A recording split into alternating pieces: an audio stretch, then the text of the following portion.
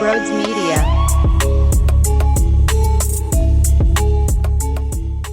Yeah, it's super hot out. We're rocking the tank. I don't even remember the last time we went tank, but we're going tank.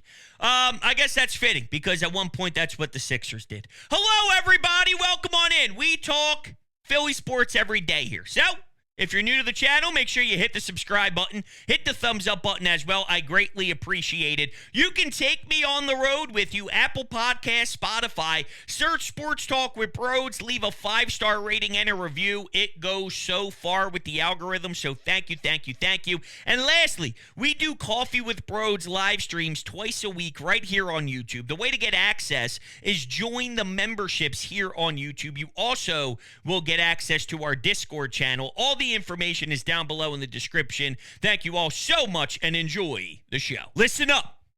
This may surprise everybody. I'm back in. But what are you going to do? I'm back in. Daryl Morey just executed an offseason that only Daryl Morey could execute. It's a new ball game right now with the CBA. There are plenty of franchises that have incompetent human beings in the mix that are struggling to figure out, what do we do here? Bobby Marks, who is clearly very knowledgeable and involved with the NBA front office life, tweeted this out on the 6th of July, so a couple days ago. When the dust settles, Philadelphia will be a good case study on maximizing cap space. By Tyrese Maxey not extending last offseason, more on that in a minute, Philadelphia was able to sign Paul George, Andre Drummond, and Caleb Martin with room. Kelly Oubre will be signed with the room exception. Philadelphia still has a cap hold on KJ Martin and can sign the forward to about $7 to $8 million and use that as a trade asset. The Sixers are nearing the first apron once the roster gets finalized. Now, full transparency, I tried to dive deep into the new rules and this and that. It's confusing as hell. I don't get it. Daryl Morey gets it, though, and it seems like not many really do yet. So we have the one in place that might be setting the tone for the entire NBA universe to follow suit. Do you know what this reminds me of? 5 years ago, maybe? Maybe even longer than that. I don't even remember. What year is it? 2024? Definitely maybe a little bit. About that-ish. This Eagles fan base was, 5 years ago. Oh my God, they won the Super Bowl in 17. It's 24. That would have been 2019. Oh my God, time flies. Flies. My point is, a good portion of this fan base demanded Howie Roseman to get out of town. Now, that dude is loved more than most in this city. There's a season named after Howie. Howie cooks in the lab like he's doing meth. All right, Breaking Bad. Is that Jesse? No, it's Howie. Right? Well, then you realized, hold on a second. He's got something that others don't. It's Daryl Morey. You could give 50 GMs or president of basketball ops, whatever you want to label them, this offseason, and I don't think 2 can figure out what Daryl Morey figured out. In what universe, in this era of athletes, do you get somebody to push back an extension the way Tyrese Maxey did? It doesn't happen. Go get your bag. Hold on. The same guy that James Harden said is a clown and you can't trust, the same guy that Pat Bev once mentioned that he was told he would never be traded and eventually was. So apparently, Daryl Morey can't be trusted. Yet Tyrese Maxey, with 200 plus mil on the line, said, I got you. I got you. Now, what I take out of that is James Harden's been an issue everywhere he went. Seems to be more of a James Harden problem than a Daryl Morey problem. And with the Pat Bev part of it, it was almost like, yeah, there was no intention to trade Pat Bev, but once in a while, something changes mid-season, and, well, if it pops up, it pops up. Yeah, at the time, it wasn't a thought. But your ideas and your philosophy changes as games continue, as the regular season plays out.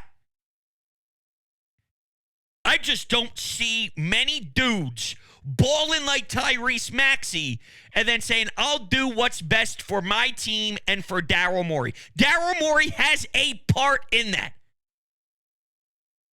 Now, let's get to the ownership side of things. Because for years and years and years, I had to fight with people telling you all that while Joshua Harris is not connected like Jeffrey Lurie and is not connected like John Middleton as one of us, I don't know how many cities have 4 teams where every single owner is technically one of them. But from an asset standpoint, do you give the Sixers what they need to legitimately compete? Forget the whole new stadium crap and he's only focused on money. Jeffrey Lurie is too. John Middleton is too. They care about money more than you believe. But anyway, yes, they are businessmen. But they fired Brett Brown, hired Doc Rivers. Fired Doc Rivers, paid Nick Nurse. Paid Joel Embiid, paid Ben Simmons, paid Tobias Harris. Now, allocating the money the wrong way is who's in place. And there was some uncomfortable no GM spots and Brett Brown, and it got ugly. But in regards to, here's a free agent like Paul George, here's a fat blank check, let's make it happen. They give you everything to go to work. They don't hold you back. You don't miss out on free agents because Joshua Harris, David Blitzer, and that crew says, no, thank you, I don't think it's worth it. No matter what their end goal is, maybe they think spending X amount of dollars on Paul George means X amount of dollars more in your bank account. That doesn't matter. That doesn't matter. Go get the stars. They're willing to pay the stars. And let's get back to the Daryl Morey front for 1 second. Because if James Harden was promised a max by Morey, and then he, either on the fly adjusted and realized that he's not worth it and did what was best for the franchise going against his word, which is very difficult to do in this league. But if he did, he realized this is way more important to back away from right now. I'm sorry, I can't go all in on Harden. I saw what I needed to see in Game 6. I saw the duo of him and Embiid in 6 and in 7 against the Boston Celtics. I have to go back on my word because, well, I can't back us into a corner. It won't work. I've seen it. So either he gets credit for that, or what if the poor ownership stepped in and said, yo, Daryl, no. Would you like that by your ownership group? To step in the way so a dumb decision wasn't made? If that was the case, hypothetically? I have no issue with Joshua Harris. I'm not telling you they're my favorite owners ever, but they don't hold you back. Look at what they did. Go look at who's in the picture with Paul George in his house, going to L.A., no shoes on. Power move by Paul George, by the way, to just say, yo, doctor, take them shoes off. Yo, Josh, thanks for the 200 plus mil. You see those New Balances you have on? At the door. Chuck them off the side, buddy. I like to get comfy mode, don't get me wrong. But to make those billionaires take off the kicks, ballsy. Speaking of Paul George, why don't we hear a bit about Paul George and what went down to get him here? Now, he's going to be rocking 8 because he can't wear 13. I like that. I like the 8 move. Going with the Kobe Bryant mindset. But take a listen to the recruitment video made by the Sixers.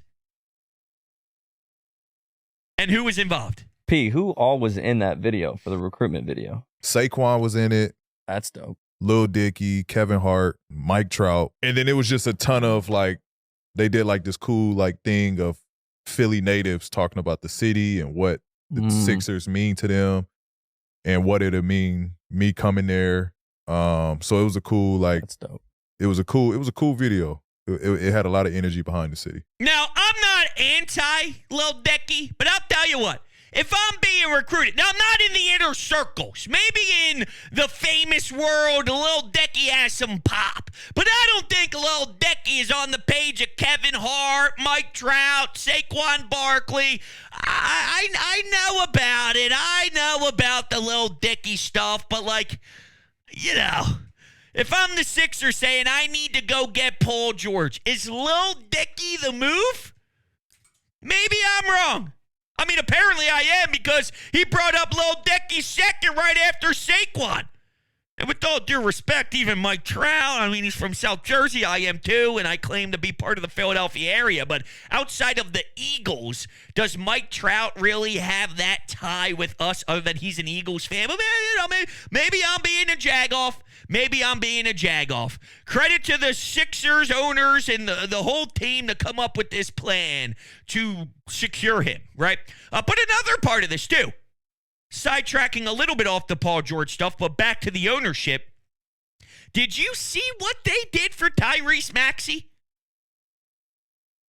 Did you see what they did for Tyrese Maxey? My point isn't Joshua Harris is the best owner to ever live, but he's nowhere as close to as garbage as a lot of fans think. I'm just saying. Now, here's Paul George on Inside the Meeting that led to becoming a Sixer. It was a great meeting. Majority of the Philly front office was there at the house. David Blitz came, Josh Harris, Elton Brand, Dr. J. Bro, I had Dr. J in my crib. That's crazy. Shout out Peter Dinwiddie, Daryl Morey, just an organization that was like, man, you're our guy. We believe in you. We want you here with Joel, Tyrese together. My family felt it. I felt it. It just felt like, all right, this is where I'm going to spend the next chapter of my life. They sold the city, they sold the team, the organization, the fit. It was just like an opportunity I couldn't pass up. What did you want to hear from the Sixers? I think it was just the idea of playing with such a presence in Joel, just a fresh start, new opportunity. I was pretty open on the conversation. Stuff was kind of at a stale with Clippers. And ultimately, it was more so just the idea of one of the best young point guards in the league and one of the best, if not the best, big in the league. Based off the meeting, I did feel like this is where I'm supposed to be. This is who I'm supposed to play for. Dude, you know what I'm thinking of? Matt Cord, first home game, Wells Fargo Center. Number 8, Paul George! George! George! George! George! George! Yo! That's the fans. I'm back! I'm back! I didn't even get into the acquisition of Caleb Martin yet. All right, you got a Boston killer, which is nice. You got someone who elevates in the postseason, which is super dandy, knows how to play when the lights are shining bright. And you got some switchability with Oubre, Paul George, Caleb Martin on the wing. Yes, I get it. He's a little small if he was a power forward. I actually read that don't rule out the possibility of trading for Finney Smith, which could be a very interesting. Look, they still got assets, bro. All right, they still got assets. Credit to Daryl Morey for setting themselves up with still an opportunity with some of these assets. That's crazy. We thought that they'd have to sell the whole entire farm, essentially, to go get Jimmy and then pay Jimmy or Ingram and all that crap. No. Go get the big fish. Now, Paul George also mentioned in a different clip about what it was like with the negotiations with the Clippers, and maybe they fumbled the bag. Because, well, they might have settled on a deal that would have kept him in Los Angeles, which he wants to be there. That's his vibe, West Coast, and that's fine. 3 years, the money started to get up to a number that he liked, but then he wanted at least a no trade because he wanted the 4th year. And if you weren't going to get the 4th year, at least give me a no trade so I know for the 3 seasons we are tied together at the hip, and they wouldn't do it. All right, well then give me the 4th, so then at least if I am traded, I do have my stability in my contract knowing this is what I'm going to earn. They wouldn't do it. But the job of a GM or a president of basketball operations is to slide in and know how to utilize your leverage. What you have that the Clippers don't have is balls to go that extra 4th year. And the 4th year doesn't bother me. Look, Bryce Harper signed a big-ass contract. He'll be here till he's 37, 38, 39 years old, right? If that man wins a championship this season and he stinks at 37, 38, 39, right now, you'd say that's worth it. And if you say it's not, then you're a fool. But you'd say it's worth it. The reason why you sign him to a big contract is because you expect it to pay off in the prime of it. Well, in the prime of this Paul George deal would be the 1st year, the 2nd year. That's why you do it. If he stinks when he's 38, but he's damn good at 34, and at 34 and 35, you're able to be the competition in the Eastern Conference with the only team up there in the Boston Celtics, then it's worth it. Now, you got to secure the deal and get over the hump and, actually get out of the 2nd round. But in theory, taking this calculated risk is not stupid prior to seeing the results. I'm a big before the result guy. I want you to get on the record and sort of give 2 thumbs up or 2 thumbs down on what Daryl Morey has done this offseason. Bringing back Oubre, getting Eric Gordon, bringing back Andre Drummond. Now you get Caleb Martin, and still some things to add to it. By the way, for the hate that Daryl Morey gets, he drafted Tyrese Maxey. And it wasn't some obvious number 1, Sixers have the top pick, go get the guy that everybody's saying is a consensus.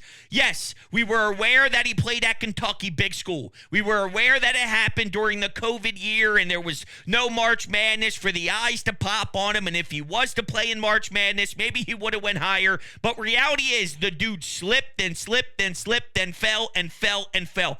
All these teams passed up on Tyrese Maxey. If it was a given that he'd be a stud, he would have went top 3 in the fucking draft. So the fact that Daryl Morey drafted him is a major check mark on the tenure of Daryl Morey here in Philadelphia. I mean, he's going to go down as an all-time Sixer. he drafted him. That matters. I mean, people just act like the guy's a stiff. Look at the moves that he made. I don't get it. I really don't get it. I don't get the hate. All right, let's go to the Anytime Hotline. Let's get the thoughts of the people. I love the addition of Caleb Martin. I think he brings that attitude. He brings that edge. Yeah, there's some size stuff we can talk about, but I've seen him do a damn good job, whether it's in the playoffs as an on-ball defender, whether it's a team defender. I've seen him have some really impressive moments, and, I think it's a what PJ Tucker could have been in theory, it's a significantly more reasonable player that fits more of today's game, and especially younger. It's like a younger version of what we expected out of PJ Tucker. This dog, this scrappiness, brings that fight, plays with that bark, also can nail the three, elevate during the time of the postseason so his game rises and hits a different level when it matters more. It's more of a today's mold and a real contributor, similar to a PJ Tucker, but just more normal, in a normal range where he's not just broken down, taking 0 shots. Dude, this organization, I don't know if you realize this, okay? I'm sure you do, but no other organization ever had to deal with the max contract in Ben Simmons, who didn't want to play the sport of basketball, and Tobias Harris, who not only scored 0 points in a final game at home with the playoff life on the line, but my man took 2 shots. Shot the basketball twice. 2 times. There's probably never been, on a team that was constructed to seriously win and do something, never been worse max contracts ever in the history of the game of basketball to work around. And Daryl Morey inherited both of those. Inherited both. And I'll say this for the last time, even though I hate harping on it. For the haters that hate Morey, if he traded for Halliburton instead of Harden, and I still don't know if that was even actually on the table, but let's say it was, and he did choose Halliburton over Harden, you'd still say he sucks. I mean, I know it. You'd still say he sucks because they'd still be stuck. They'd be a second-round team. I mean, you'd say he sucks. You're telling me he has done all the same moves, but you flip-flop Harden for Halliburton, which changes a lot, by the way. It changes moves. This offseason would change so much. But you're telling me then all of a sudden he goes from the dumbest to now he's actually super smart because of the difference in Harden and Halliburton. I find that so hard to believe. Okay, to the Anytime Hotline we go. Hey, bros. Been watching you for about a year now. Even though I have no real interest in any Philly teams. I'm a Cavs fan, after all. Oh. But I think you got a really good one in Caleb Martin. I've got a coworker who constantly gets me to watch Heat games, and I've seen enough of that guy to know that he's a really good depth piece, and I think he can help. He can definitely help the Sixers. I don't know if it helps you in the long run or if it really gets you a championship, but definitely got a good player on your hands. You take care. Love you guys. Oh, well, thank you so much. I appreciate you chiming in from Cleveland, I guess, unless you're not from Cleveland and you just happen to be a Cavs fan. But thank you so much for all the love and support. Yeah, look, I mean, are you going to win a championship because Caleb Martin? No, it's because of Joel Embiid, Tyrese Maxey, Paul George. But as we've seen, it's important to have real, reasonable guys on your roster. Remember, last season, one of your starting guards was supposed to be DeAnthony Melton. He was cooked and fried all year long. He was barely active. He was always injured. He'd come back for a game, then he's missing time again. He was a disaster, just health-wise. Couldn't stay healthy. And the year before, Game 6 at home, DeAnthony Melton had wide open looks and completely screwed it up. So, you know, it's like, yes, you need those contributors. You need those real, legitimate, professional options. That's what you need. So, yeah, you won't walk away saying Caleb Martin is why you, unless, I mean, look, I've seen him have big games against Boston. I've seen him have big games in a Miami Heat jersey. I wouldn't be surprised if at some point there was a game where it was due to the fact that Caleb Martin hit a bunch of wide open looks. A double comes to Joel. Joel's looking around the perimeter. All right, I mean, over the years, Ben Simmons didn't need to be covered. Over the years, Tobias Harris didn't need to be covered. Well, I'm just saying, if there's some real strong spacing going around, just think. Think what could be. Maybe Oubre. Now, speaking of the Tyrese Maxey thing for a second, I had Paul Hudrick on. He was with me, what was that, Sunday night.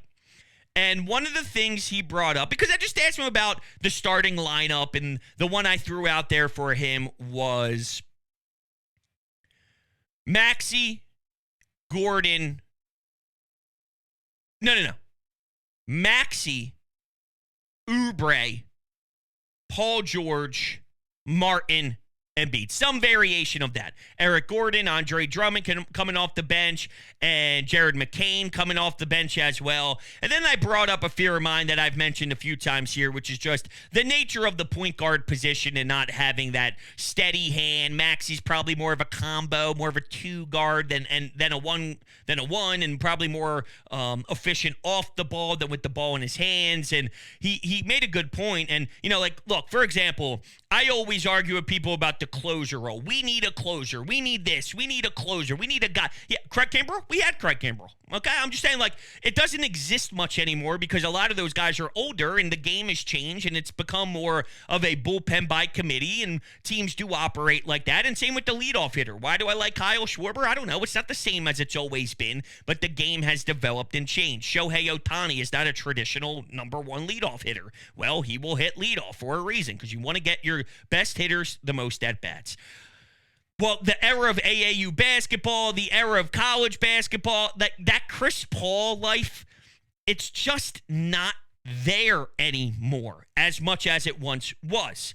Derek White, Drew Holiday on the Boston Celtics, they have that vibe to them, so there's something about that. But do they run their offense with Jaylen Brown? Do they run their offense with Jason Tatum? Do they run their offense with some other guys? Of course they do. So Paul George, a pick and roll, Joel Embiid, you run your offense through him anyway majority of the time. But out by the perimeter, you could work with Paul George, you can work with Tyrese Maxey, but that old school vibe of traditional Chris Paul, it's just not as existent as it once was. And when that smacked me in the face, I'm like, yeah, I guess I can get behind. I guess it kind of swayed me a little bit for whatever it's worth.